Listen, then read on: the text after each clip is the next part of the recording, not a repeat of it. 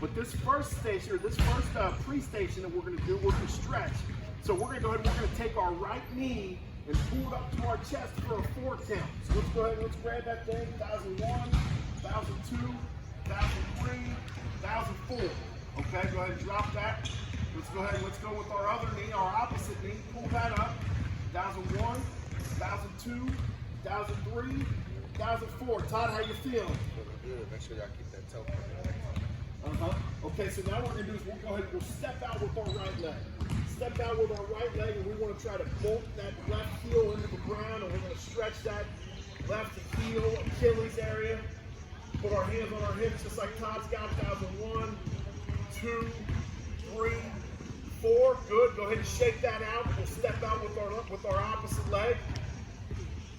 Hold that down for a 4 count. 1001, 1002, 1003, 1004. There we go. Let's go ahead and let's shake them out. 1003, 1004. Good job. We'll go ahead and we'll go with our other arm. 1001, 1002, 1003, 1004. Good. So we got our upper body. Now we're going to put it all together. We got a good base right there. You want to add to this or anything that you want to emphasize is important? Try not to fight the stretch. Breathe. You know, it's gonna be tough stretch, especially if your hamstrings are tight. Maybe you got to work out in earlier today or the night before, but just make sure you're breathing and try not to fight the stretch. Okay, so here we go. We'll go ahead and we'll go down real slow. 1001, 1002, 1003, 1004. Come on up. You like that one so much, we're going to do that one again, okay? Let's go on down. 1001, 1000. Got you out that quad. 1001, 1002, 1003, 1004.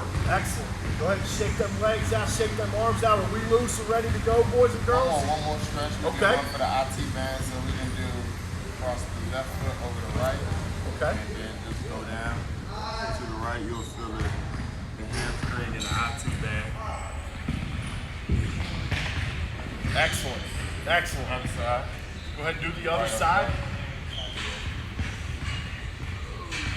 This side way tighter.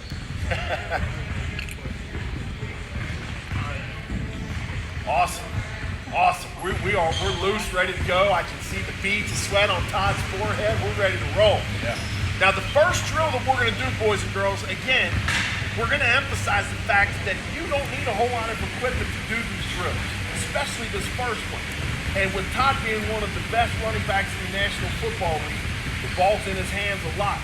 So we're going to talk about how important it is to have proper ball security. Now, Todd, you've got a football in front of you, and we're going to go ahead and we're going to say that you just took the handoff. You just took the handoff. The direction that you're going to go into, talk to us a little bit about how you transfer the football and you keep it safe to make sure that no one pokes it out or you drop it. Yeah, I mean, for the most part, ball security is the most important thing for football, especially for offensive skill players. You can't hold the ball there. 9 times out of 10, you're probably not going to be in the game. So, transitioning to getting the ball, making sure you're getting it. For me, it's the quarterback job to get the ball to you. It's the running back job to have a great pocket and then clamp down tight on it as soon as you get it. Depending on if the play is going to the right, let's say we're going to the right, making sure you put it up and making sure it's high and tight. And when you're going through traffic, put the offhand on it to cover it up. Okay. That way it just doesn't, just get punched out. And making sure you have 5 points all over the top, high and tight, offhand cover, going through traffic. And, not saying you're not gonna fumble, but 9 times out of 10, you're gonna do a better job than someone who just have the ball like this, carrying it like that, or just being silly with the ball. That's what I call it. Well, we got DJ and Jalissa out there. Why don't you go ahead and grab those footballs, and Todd, you can take a couple steps back, and let's just go ahead and let's watch how, boys and girls at home, you're doing this as well. You've got the ball covered up. Let's go ahead and let's take a step to our right. right. Make sure you bring the ball up on tight. Ready? 1, 2, 3. Good. Good. Count to 3, go to the left. 1, 2, 3. Good. 1, 2, 3. All right. Say we're going through traffic. Remember what I said when we're going through traffic? Put that offhand over. So when you're going to the left, make sure you put the offhand right to cover it up. Ready? 1, 2, 3. Good. Hand covered in traffic. Excellent. Excellent. Do the same thing to the right. Ready? 1, 2, 3. Good. Then gotta go one more to the left. Ready? 1, 2, 3. Now, that's a great job. That's a great job. Now, the drills that we're going to be setting up here, Todd, we're going to work a little bit on changing arms as we're in traffic or things like that. How important is vision in this deal, where you got to be able to see what's in front of you and know where the defenders are coming to maybe try to knock that thing loose? It's very important. A lot of coaches, different coaches. I've had different coaches in college. Our coach always told us to never switch it. Then I get to the NFL, my running back coach said, put it in your most dominant hand. But at the end of the day, you just need to be able to be comfortable, but also be smart. Like you said, you don't know if a defender is behind you, a defender is coming from the side. So whenever you do put it up in traffic, you just want to make sure you're running, not running careless, and then to be able to just switch it to the hand. And then for the most part, the most important thing will be have the ball in the same arm that the sideline is. So if you're going to the left, have the ball to the left side. That way you can use the offhand on the defender that's coming inside, maybe a stiff arm. But if you have it in your right hand and you're on the left sideline, you're probably not going to be able to make unless you're Derrick Henry, you're not going to be able to do too much stiff arming with the opposite hand. So that's kind of how I take the approach of being on the sideline when I'm running, whatever direction, but then also just knowing when to be smart to change the ball, and when not to. Usually you want to do that in the open field, not when you're in traffic. Okay. So, boys and girls, at home, once again, these are all tips that are coming from a running back in the National Football League. All of these points are going to be applicable to whatever grade you're in or whatever level you're playing at. So these are things that we want you to learn and take away from this experience that Todd has learned throughout the course of his career on how to keep the ball safe. Now, Todd, if you want to come back over here and join me over here, we've got a video from Jackson. Jackson demonstrated this video. We got Jackson here. That shirt. Use the lube he's got. Okay. This is how he's going to go through this. What kind of tips do you have for Jackson? Get that ball high and tight. Jackson. See how it's just kind of low. So it's easy for the defender.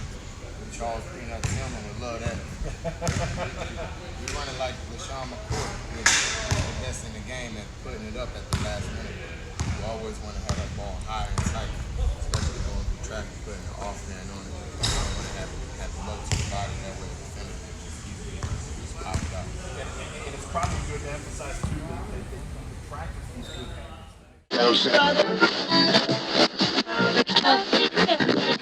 Old shoes, you can use canned goods, you can use paper plates, anything that's going to bottled water, absolutely. Socks. If we've learned that about, we've learned that about the time that we're in right now, is that sometimes you just got to be able to adapt and use whatever you can to make yourself the best that you can be. So we've got these cones out here, Todd, and what we're going to do, what we're going to have you show everybody is how we want to go ahead and plant and change the ball as we come around these cones in the zigzag drill. You ready to go show show everybody what you got? I'm ready. Okay, head on out. So DJ and Jalissa, you go ahead and take your spots back there. Todd's going to come out and he's going to kind of talk us through He's going to walk through it for the first time, and then he'll go ahead and turn it over to you. So Todd, go ahead and talk us through the thought process once again. Once you get to each cone, what are we thinking we're going to do when we want to plant, cut, and switch that ball? I mean, for the most part, the biggest part is being able to get up to the cone, but not slow down before you get to the cone. To be able to be under control, plant with your left foot outside, hurry up and get around.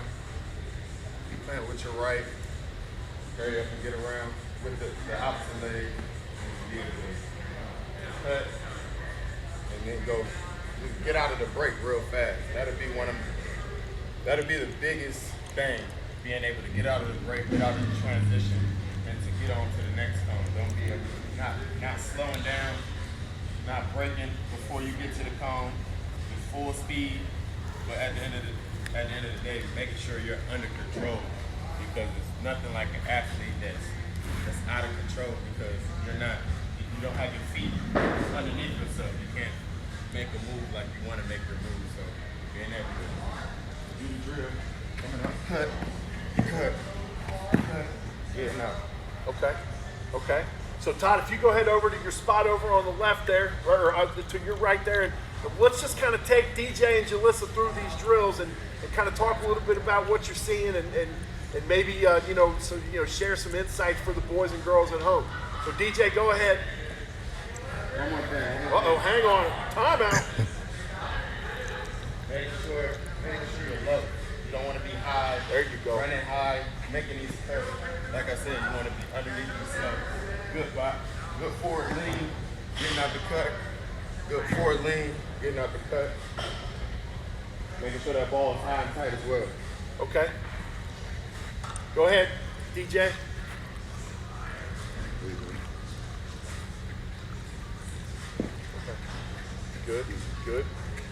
Good. Y'all hear that? You got a little dead leg something. Now, Todd, if they want to, could they practice switching the hands on this drill? Yes, you can do that. You Okay. can do that as well. But that's when you'll have a good coach like me sitting right there, trying to punch the ball out and trying to get it up. Absolutely. Let's try it next time. Switching the ball. There you go. That's control. Todd, one of the things you were talking about being under control is if you're out of control and you've got a defender coming at you, two things out of control, you got to be able to slam on the brakes and be able to elude that defender. Yeah, most definitely. One of the veterans always told me, I was always, as I got older, the game slowed down a lot more for me over the past couple of years, because most of the time defenders are coming, reckless, abandoned, out of control. So you have time to make the move. Sometimes it's better to go slower. I mean, I can't name a fast receiver in the Hall of Fame that ran, 4.3, 4.2. Those guys been 4.4, 4.5 guys, but they're able to come to balance, come to base. Especially when you think of receivers, you got guys like Keenan Allen and Devontae Adams. They're not the fastest receivers, but they get out of that break, they get out of that cuts pretty efficient.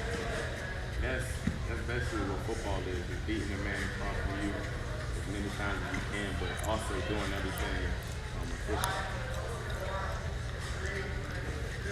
Okay, and again, boys and girls, just with that reminder that you can set this drill up with just about anything, that you can get your hands on to make sure that you're able to change direction. Now, Todd's trying to poke that ball out of there a little bit. Like we said, you want to make sure that you protect that thing. You don't want to have an unfortunate deal like a fumble happen when you're trying to make that cut. Yeah, bring that offhand up on it. I ain't getting this one now. I'm gonna keep it in the other hand. Good. Excellent. Good. We'll go through one more time. You do not have to have cones. You can have a coffee cup, you can have a coffee mug, socks, toilet paper, paper towels. You'll be surprised at the amount of stuff NFL or pro athletes use as a substitute. You know, you gotta take it back to the old roots. You know, some guys like this pandemic situation because it gets them to go back to their old ways of working out, and that's in garages or in the backyards. Right. We'll definitely we'll get to that a little bit as we talk to you about how you train. Todd, if you want to come on over here, we've got a we've got a demonstration that we're going to pull up for you. Being lower than Right. usually. I mean, whoever has the best leverage is going to win. Right. Well, this is a question that may get you into some trouble. I don't know, but we're going to let it rip anyway. Yuri wants to know who is your favorite team of all time.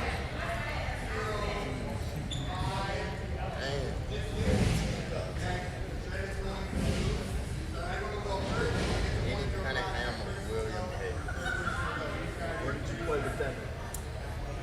Played with Will Hayes, 1 year in St. Louis, and then 1 year at Cone, just coming straight ahead about 5 yards and talk a little bit about what's going through your mind before we get to that cone. Like you said, it's a chess game, but the main thing is just to be able to, like I said, to be able to run super fast, but be under control when you're about to make that cut. So depending on the angle, if he's facing straight up, it's easy to just give him a little 1-2, give him a hezzy. It's kind of like, to be honest, it's kind of like a Allen Iverson crossover. Just coming to base and sticking your foot in the ground, going 1-2, and then being able to just go to the left, or just doing 1-2, and then putting that the third step in the ground, and then going right. So being able to just give your defender something, whether if you're using your head, you're good with your feet, but basically just coming to balance, making that move, and sticking with it. Not thinking about it too much. Just let it become natural, so that way, you don't trick yourself out of doing something that could have potentially been a good move. I do that a lot. You be like, well, I tried to do this, but most of the time, the best answers is, I don't know what I did. I just did it. So because that's when you did it naturally, because you practiced it over and over and over. So you just come to base, give them a little head shake, and then, like I said, just like we was doing this drill earlier, being able to just get out of it and accelerate. Okay. DJ, I tell you what, Todd, why don't you come on over, you head over to your spot, and we'll watch DJ and Jalissa go through this a couple times. So the first couple times, boys and girls, we're going to go ahead and we're going to go to our right, let's say. So we'll go to our right, and then we'll go that a couple times, then we'll go to our left, and then we'll kind of mix it up a little bit, and Todd will give you a direction. So let's go ahead and let's take this first one to our right. Good.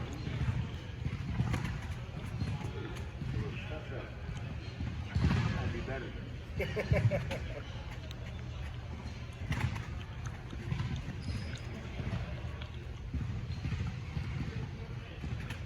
Good. Okay, let's switch directions now. We can go the opposite way. High and tight. We've heard him say it a bunch of times.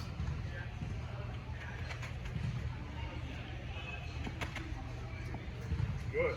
Add one more comment. Go ahead. One of the most important things, definitely stay low, but not making a move before you get to the defender. You don't want to make a move 5 yards apart.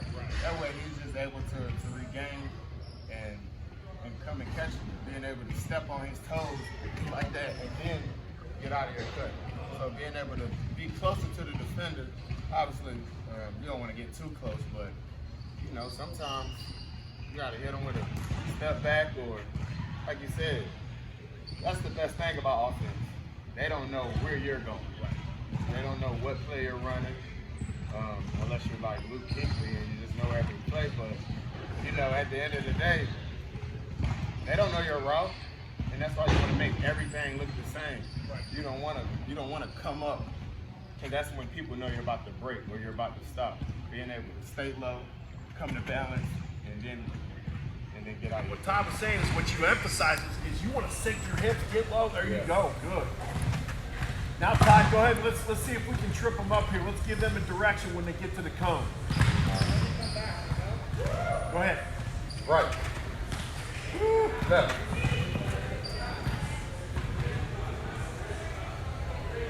Right. Remember what he said. You got to stay with it. Stay with it. Don't overthink what it is you're trying to do. Left. Right. Nice. There we go. We go one more time each. Left. Left. Okay, so Todd, let's come on over. We got a video of Jake.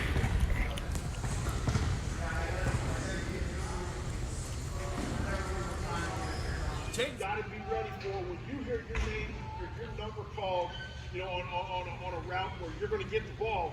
What are the things that you've got to have in your mind before the ball snap? Looking the ball in. You know, my coach always say, he said, you know, be a nerd. You know, look it in. Take a picture with it.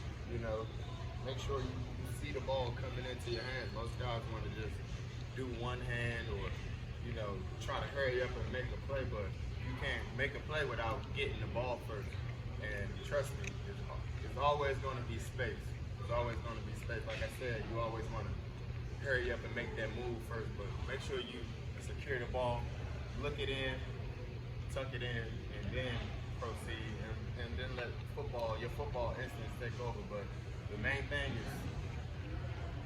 is the simplest, which is ball security and making sure you catch the ball first. Sure. When you look at a guy like Larry Fitzgerald, you know, it's constant repetition, just being consistent. He doesn't have, the guy hasn't dropped the ball in years. But I saw a stat, he's got more tackles than he does drops. Because that's what football is about, being consistent. It's not about what you did last year or this year. It's about being able to do it over and over again. No one cares if you had 100 yards week 1. You know, they want you to have the same amount of yards week 1 that you had week 10. So just being consistent, practicing, goes back to practicing, just good habits. Sure. Looking the ball in, whether it's a toss. And to be honest, the easiest catches or tosses are sometimes just the hardest. You know, you get a guy that's wide open and he just gets so big-eyed and he drops the ball and they're like, how did he do that? But he mossed the defender with 2 people on him. So it's about going back to catching the ball, looking it in, tucking it in, and then proceeding from there. Okay, so I'll tell you what, Todd, let's have your head over. Go ahead, DJ. Good. Yep, could be a quarterback toss, could be anything. Just looking that ball in. Right. Okay, DJ, go ahead and set the ball down. Woo! Man, I ain't the best thrower in the world, but you know. Yeah, there you go. Listen, come on up this way and go around. There you go. Good. Just hand him the ball. There we go. There you go. There you go. Good. Go ahead and look it in. There you go. There you go. You know, these new rules now, it used to be what it used to be, but had to take about 3 steps for it to be a completion. Now it's a fumble. So if you catch that ball, you take 1 or 2 steps and you don't hurry up and tuck it in, that's a fumble. So protecting the ball. Damn. Go.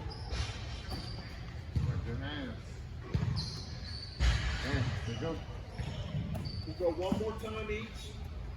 And an important thing is just running through the ball. A lot of young guys like to always catch the ball and jump up. If you stay grounded, you can turn up and get upfield and make that move. But if you do like that, you know, football is like that. You giving the defender a chance to catch up to you, so just being able to just run through the ball and proceed from there. Let's go.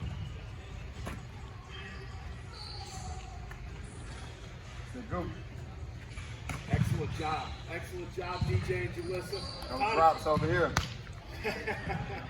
so come on over, Todd, and we'll show you, we're going to show you an example here. You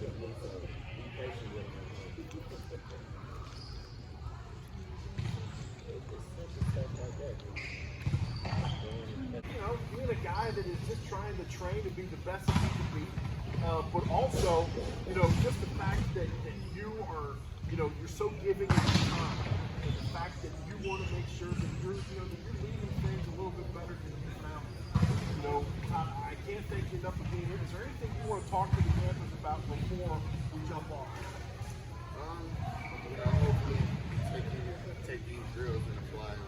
Like I said, right now it's an unfortunate situation for everyone around the world. So just being able to just keep doing the little things, even if you don't have all the equipment, you know, all the accessories, just being able to still learn how to work without. So I want to just thank everyone for tapping in today. To this camp, I want to thank Commissary Exchange, families in Okinawa, and thank you, man, for being able to be a great host with me.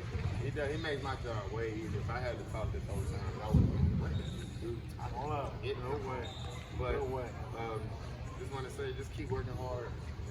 Anything is possible. Definitely. And I would also like to extend my thanks to the Exchange Commissary, the folks over in Okinawa.